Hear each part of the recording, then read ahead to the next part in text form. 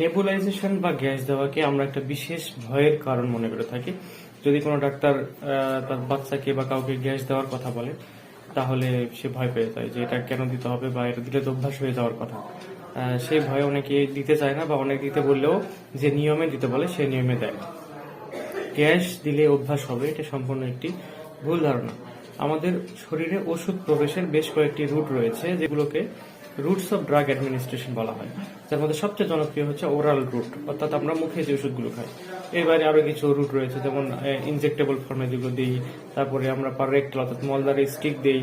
এই ধরনের যে আরো রুটগুলো রয়েছে সব এরই মতো একটি রুট হচ্ছে রেসপিরেটরি রুট, অর্থাৎ আমরা শ্বাস প্রশ্বাসের মাধ্যমে ভিতরে ওষুধ নেই।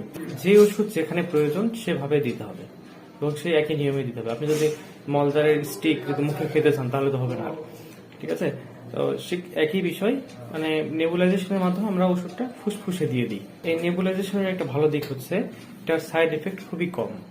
আপনি যখন ওষুধ খাবেন তখন ওষুধটা রক্তের মাধ্যমে পুরো শরীরে ছড়িয়ে যাবে এবং যেখানে প্রয়োজন নেই সেই জায়গাগুলোতে ছড়িয়ে যাবে। কিন্তু যখনই আপনি নেবুলাইজ করবেন বাচ্চাকে, তখন ওষুধটা শুধুমাত্র ফুসফুসের সমস্যা ফুসফুসে যাচ্ছে এবং সেখান থেকে অসুখটাকে ভালো করে তুলছে। এটি অন্যান্য ওষুধের চেয়ে আরো বেশি নিরাপদ। তাই ভুল ধারণা এড়িয়ে চলুন এবং চিকিৎসকের পরামর্শ অনুযায়ী শিশুদেরকে নেবুলাইজ করুন। ধন্যবাদ।